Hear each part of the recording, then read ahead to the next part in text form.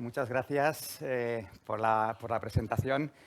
Y bueno, me gustaría también iniciar dando las gracias a la doctora Marta Sánchez de ESA, a la doctora Ana Gaitero por la invitación para estar aquí con todos vosotros. Es un auténtico placer verme rodeado de tan buenos amigos y tan buenos profesionales, o sea que para mí es todo un privilegio. Y yo la verdad es que creo que tengo una función muy sencilla hoy. Muchos me habéis escuchado ya sabéis un poquito lo que os voy a contar y para mí va a ser sencillo simplemente hacer un poquito el roadmap de lo que ha venido siendo el análisis cromosómico de los embriones en medio de cultivo.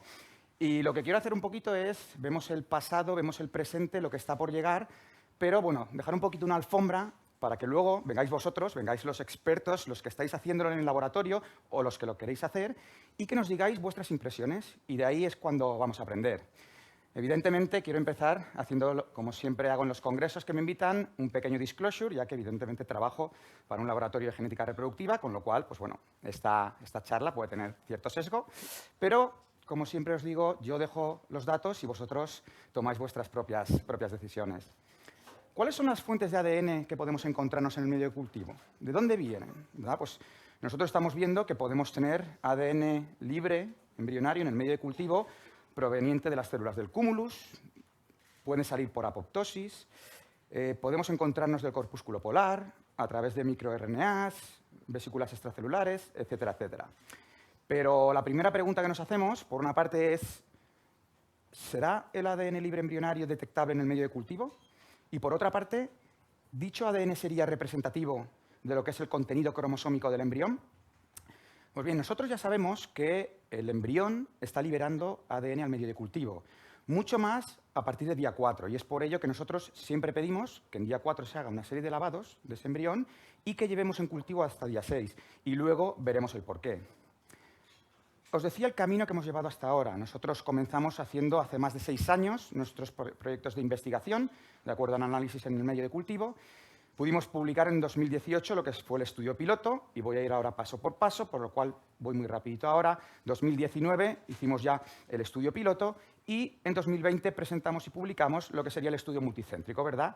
Lo que no queremos tampoco es que esto funcione para una determinada clínica, un determinado laboratorio, sino que evidentemente tratamos de hacerlo universal. Empezando por el primer artículo de nuestra compañera María Vera en el Human Reproduction, 2018, prueba de concepto, ¿no? Nosotros aprendimos muchas cosas y muy interesantes. Como podéis ver, importante al principio, gota control y gota con blastocisto. Vimos que había mayor concentración de ADN, lógicamente, en la gota de blastocisto, con lo cual eso nos hacía ver que dicho embrión estaba liberando ADN al medio de cultivo. Por otra parte, y muy importante también, vemos que tanto en un embrión euploide como en un embrión aneuploide encontrábamos la misma concentración de ADN en el medio de cultivo. Y esto nos estaba enseñando a que, al contrario de lo que se pensaba anteriormente, es verdad que puede ser que tengamos ADN en el medio de cultivo proveniente o por medio de apoptosis, pero no todo ADN pertenece a dicha apoptosis, porque siempre se había pensado, bueno, ese ADN no lo vamos a poder ver, no lo vamos a poder analizar, y si lo analizamos, bueno, pues esto es por apoptosis, debris, esto no tiene interés. Pues bueno, sabemos que esto no es así. También es verdad que los resultados fueron un poco desalentadores. Ahí doy las gracias al doctor Carlos Simón, que nos empujó para seguir trabajando porque, como podéis ver, las concordancias fueron muy bajas, solo un 30%. Voy a hablar durante toda la charla acerca de concordancias. Concordancias siempre entre el medio de cultivo, lo que vemos ahí, y lo que es a día de hoy el gold standard, que no es otra cosa que la biopsia de trofectodermo. Pues bien, muy poquita concordancia, un 30%, pero bueno, aprendimos, aparte de lo que os comentaba anteriormente, a que nuestro principal escollo o problema a la hora de analizar el medio de cultivo no es otra cosa que la contaminación materna. Y podemos ver que hasta en un 60% de los casos nos encontramos con contaminación materna. ¿De dónde puede provenir la contaminación materna? Pues bueno, podéis ver aquí los perfiles de biopsia trofectodermo y de medio de cultivo del mismo embrión. Estamos encontrando contaminación, por ejemplo, del corpúsculo polar. Aquí estamos viendo que tenemos una trisomía para el cromosoma 4 y en el medio de cultivo, porque estamos viendo en el medio contaminación del corpúsculo, vemos lo contrario. Si el embrión se ha quedado con cromosomas de más, el corpúsculo polar tendrá cromosomas de menos, con lo cual tendremos una monosomía para el cromosoma 4. Estos perfiles nos están diciendo que haya habido contaminación debido al corpúsculo polar. Contaminación materna, las células del cúmulus, esa granulosa que rodea al embrión. Esto es lo que mayoritariamente nos hace que pueda haber contaminación, más incluso que el corpúsculo polar. Vemos en la biopsia de trofo una trisomía, en este caso para el cromosoma 10, sin embargo, en el medio de cultivo vemos que no aparece. Esto quiere decir que nos lo está ocultando algo, y en este caso serían las células del cúmulus. Por eso la importancia de que nosotros hagamos una serie de lavados. Y también contaminación externa de nosotros mismos, al estar manipulando. Porque, como podemos comprobar, estamos viendo una trisomía para el cromosoma 12, y además es femenino. Sin embargo, en el medio de cultivo lo que nos encontramos es un perfil normal y masculino. Esto nos dice que en este caso el manipulador, el embriólogo, chico, ha contaminado de alguna manera ese medio de cultivo. Y es por ello que nosotros lo que siempre estamos buscando es tratar de minimizar el que pueda haber contaminación. Y para ello nosotros lo que hacemos es, pues como os decía anteriormente, en día 4, una serie de lavados para tratar de eliminar esas células del cúmulus, para que desaparezca, si no lo ha hecho antes, el corpúsculo polar, y así poder minimizar el riesgo de contaminación, como os decía. También pues, una serie de tips, de trucos en los laboratorios, como pues, por ejemplo usar siempre para los casos de Embrace una licuadora nueva, o también pues, que la superficie esté libre de ADN antes de empezar los casos y que nosotros nos cubramos de alguna manera, que veamos que el laboratorio de FIB sea un poquito más parecido a un laboratorio de microbiología en este caso. Pues bueno, pasamos al segundo de los artículos, publicado en 2019 en el Fertility and Sterility, como os decía, en un estudio piloto con Genera, en Roma, con Laura Rienzi, en el cual se quería, por una parte, mejorar las condiciones del laboratorio de FIB, por otra parte, mejorar también las condiciones en nuestro laboratorio de genética reproductiva, tomar o ver, medir cuándo podíamos recoger los medios, cuál era el momento idóneo y oportuno para la recogida del medio, y por otra parte también ver, pues oye, clínicamente esto en qué medida nos puede interesar más o menos. Pues bueno, aquí lo que se hizo fue esa serie de lavados que os comentábamos, que no se hacían anteriormente en día 4, para minimizar el riesgo de contaminación materna. También transferíamos a una microgota, pasábamos a una microgota de 10 microlitros, reduciendo volumen estamos aumentando concentración, y a partir de ahí, pues, efectivamente, minimizamos los riesgos de contaminación. En nuestro laboratorio también, lo que es un proceso normal de amplificación de todo el genoma, nosotros modificamos el protocolo y, como podéis ver, el protocolo convencional siempre funcionaba peor que el protocolo modificado en los diferentes tiempos de cultivo. Con lo cual, estamos mejorando nuestras condiciones en un laboratorio, estamos mejorando nuestras condiciones en otro laboratorio, y esto se tiene que ver reflejado, ¿verdad? Pues bueno, así lo vimos. Si nos fijamos en los resultados en día 5, cuando nosotros recogíamos medio en día 5, subimos ya a una informatividad del 80%, más del 80%, y las concordancias estuvieron por encima del 60%. O sea, habíamos mejorado el doble. La cosa estaba bien, pero evidentemente está lejos de lo esperable y deseable. Sin embargo, si nos fijamos ya en los resultados de día 6, podemos ver que en aquel momento, en aquel estudio, tuvimos un 100% de informatividad con un 84% de concordancia, cosa ya que, bueno, pues entonces ya esto es otra cosa totalmente distinta a lo que estábamos viendo anteriormente. ¿Qué es lo que nos podemos encontrar? Distintos tipos de perfiles. Pues bueno, lo que hablamos de concordancia completa, ¿no? Dos perfiles normales, en este caso masculinos, tanto en la biopsia trofectodermo como en lo que sería el medio de cultivo. Concordancia parcial. ¿Esto qué quiere decir? Pues bueno, realmente ambos nos están diciendo que es anormal el perfil, es embrión. Sin embargo, en la biopsia de trofo vemos una trisomía para el cromosoma 10 y en el medio de cultivo, además de dicha trisomía, vemos una monosomía para el cromosoma 4. Falso negativo. Y yo siempre que llega a este punto digo lo mismo. Primero digo que en lugar de hablar de falsos negativos o positivos, me gusta más hablar de discordancias. Y ahora luego os explicaré por qué. Y además, este perfil en concreto nunca me había gustado ponerlo porque para mí da miedo. Da miedo porque vemos que hay una trisomía para el cromosoma 21, que como todos sabemos puede dar lugar a una pérdida gestacional el primer trimestre, pero también dar lugar a un recién nacido vivo con un síndrome, en este caso síndrome de Down. Sin embargo, en el medio de cultivo no estamos viendo nada, estamos viendo normal. Esto quiere decir que aquí ha habido contaminación materna de esas células del cúmulo que os comentaba anteriormente. Y a mí no me gustaba ponerla por eso, porque genera miedo y genera, en mi punto de vista, me generaba desconfianza.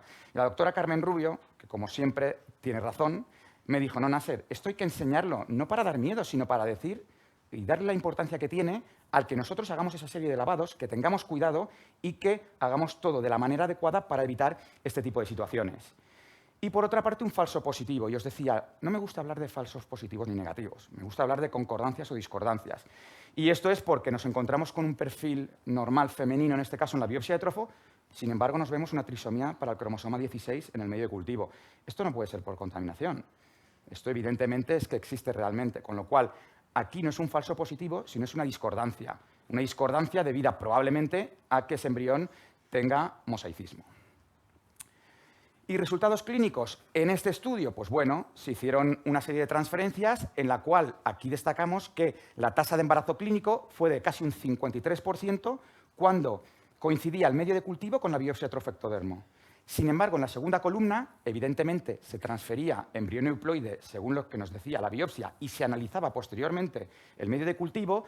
Cuando la biopsia de trofo era euploide y el medio era no euploide, nos encontrábamos que dicha tasa de embarazo clínico disminuía del 53 al 33%, probablemente por las pérdidas gestacionales que se habían sufrido. Finalmente, en el 2020, publicamos el interim análisis del estudio multicéntrico que ya hemos finalizado con más de 2.600 blastos y que estamos analizando los datos para tratar de mandar a publicación. En este caso, como os decía, el interim análisis con más de 1.300 blastocistos analizados, biopsia de trofo y medio de cultivo, ¿verdad?, para ver las concordancias. Podemos ver que la concordancia media entre todos los centros fue de un 78,2%, siendo los rangos entre un 72,5% el menor y un 86,3% el mayor. Tenemos también en la tabla los diferentes centros y yo siempre digo que me interesa que nos centremos en estos 4. Y digo que me interesa porque son aquellos que están por encima del 80% de concordancia, porque el 80% es el punto que hemos puesto nosotros a la hora de validar al centro. Nosotros siempre, como sabéis, muchos de vosotros os pedimos que si queréis validaros para poder realizar la técnica en vuestro laboratorio es que estéis por encima de ese 80% de concordancia y que además los blancos que nos mandéis estén libres de contaminación. También analizamos en dicho estudio diferentes medios de cultivo, porque os decía anteriormente, al final de lo que se trata es que sea un poco universal la técnica, ¿verdad? No que sea, tienes que utilizar dicho medio con dicho incubador para poder realizarla. Pues bueno, vimos que no habían diferencias significativas entre distintos tipos de medios que se habían utilizado para el estudio, así como no había diferencias tampoco significativas entre los distintos incubadores convencionales que se utilizaron para el estudio. También en dicho estudio nosotros tuvimos la suerte de poder utilizar embriones que habían sido donados para investigación. Fuimos a Estados Unidos, nos cedieron embriones cedidos para investigación y pudimos analizar la masa celular interna, con lo cual hacíamos concordancias entre las 3 fuentes distintas de ADN. Masa celular interna, biopsia trofectodermo y medio de cultivo. Y en este caso podéis ver que las concordancias globales entre medio de cultivo y biopsia de trofo y masa celular interna fueron de un 87,5%, siendo de un 84,4% entre medio de cultivo y masa celular interna. Nosotros continuamos con este estudio, lo enviamos a la ASRM y tuvimos la suerte que en el 2021 a nuestro compañero Luis Navarro nos dieran el premio al mejor póster por dicho estudio, en el cual teníamos tasas de concordancia entre medio de cultivo y biopsia de trofo y masa celular interna casi cercanas a un 90%, y de un 85,9% entre medio de cultivo y masa celular interna. Y la reflexión que yo siempre hago una vez presento estos datos es que si yo me fío de lo que me dice una biopsia trofectodermo, ¿por qué no me voy a fiar de lo que me dice el ADN del medio de cultivo? Pues bien, todo esto ha sido siempre analizado y estudiado en embriones, en blastocistos, en fresco. Sin embargo, hemos encontrado otras aplicaciones, gracias a vosotros, porque al final siempre el feedback que nos dais desde la clínica es fundamental. Y nos preguntabais por, oye, esos blastos que están congelados, ¿no se puede hacer?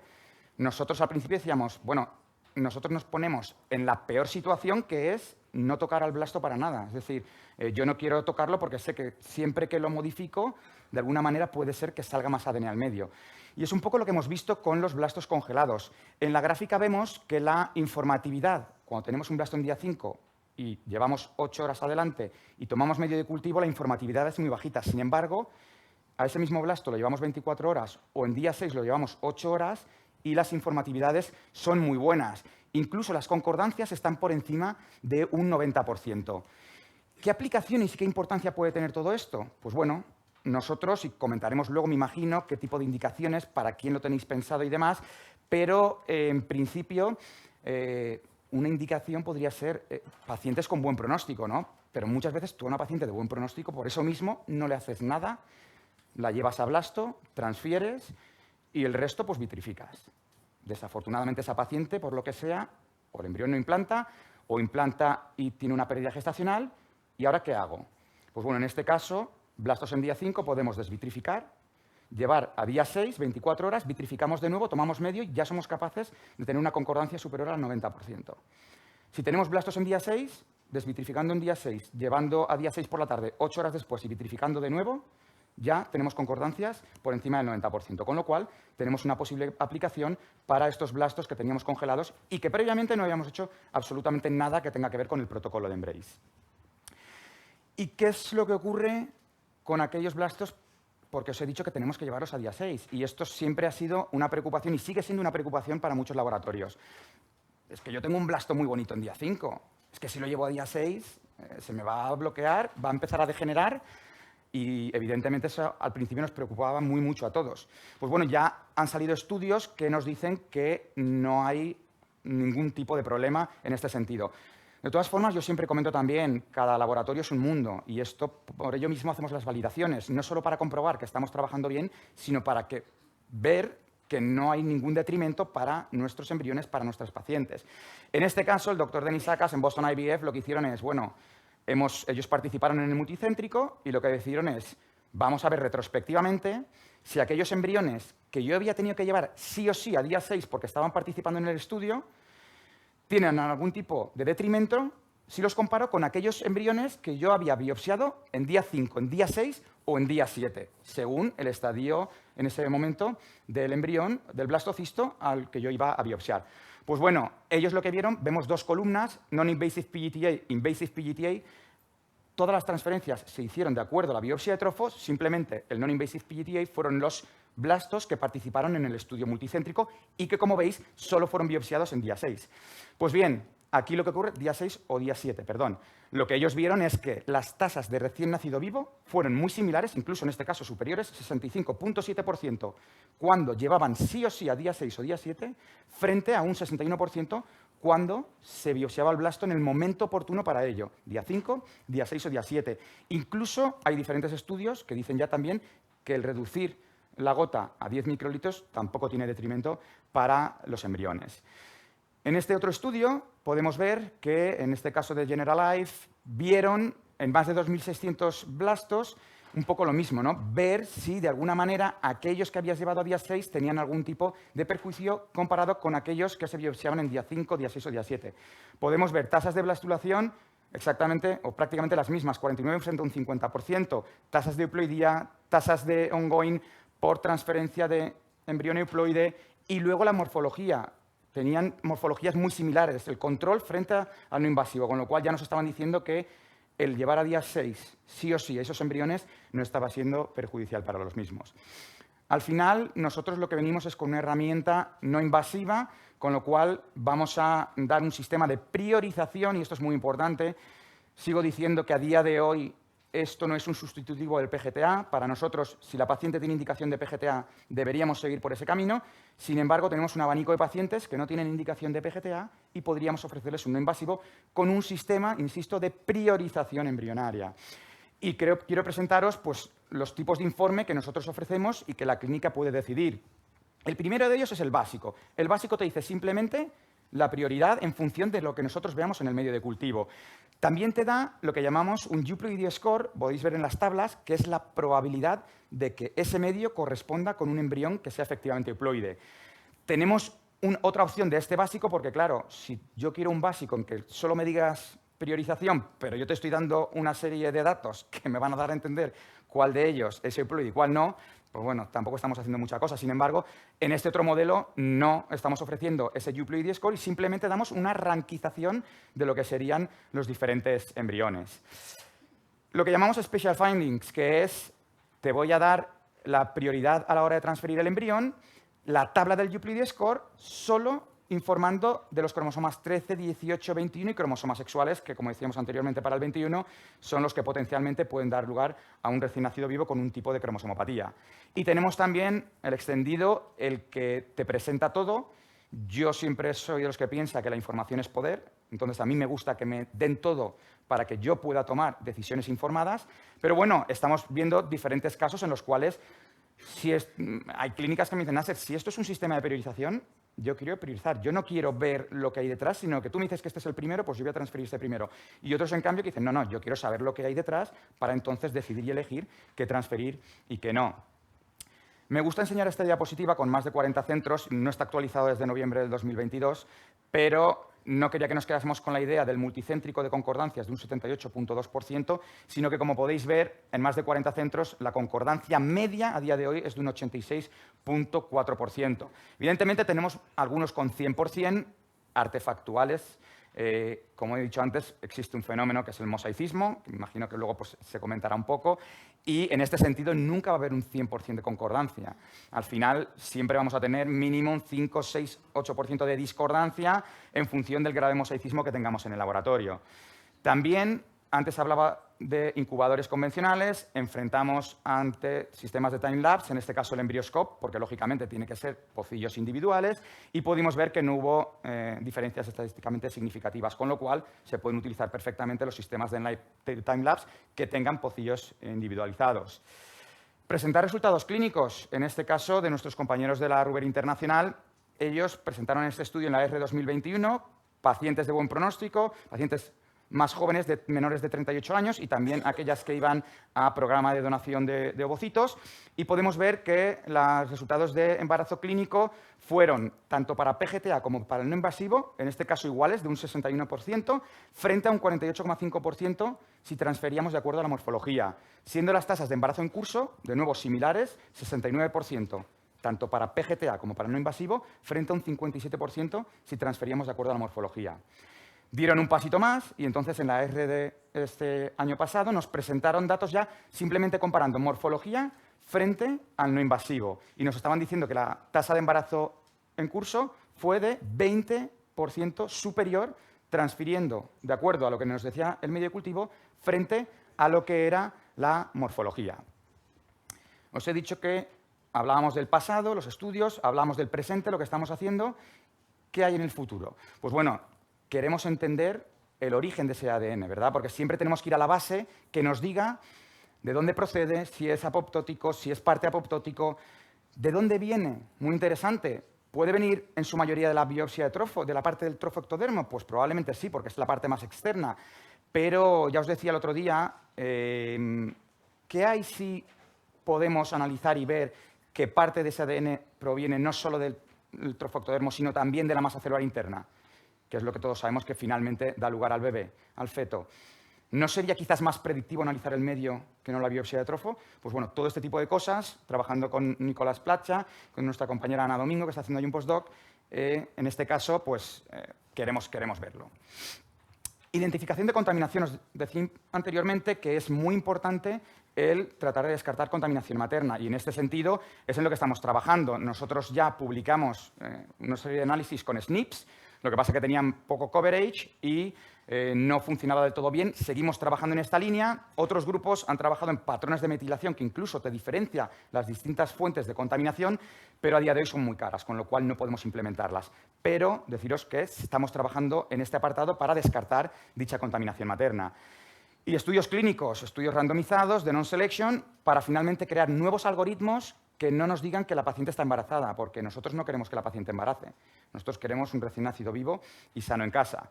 Y para ello estamos haciendo este estudio, un prospectivo randomizado, con dos brazos, uno transfiriendo según morfología, otro transfiriendo según medio de cultivo, y además en el grupo control, en el de la morfología, hacemos un non-selection. Entonces, transferimos single embryo transfer según morfología, analizamos de manera ciega el medio de cultivo y a esas pacientes las dividimos en tres grupos. Pacientes con medio aneuploide, pacientes con medio aneuploide y pacientes con medio aneoinformativo, para ver qué resultados clínicos obtenemos de todo ello. Y nada más, daros las gracias a todos por vuestra atención, por supuesto también a mis compañeros, que si no fuera por ellos, en especial al doctor Carlos Simón y a la doctora Carmen Rubio, que es la que lidera todo este proyecto. Y muchas gracias de nuevo por la invitación, es un auténtico placer y muchas gracias, que tengáis unas buenas jornadas. Gracias.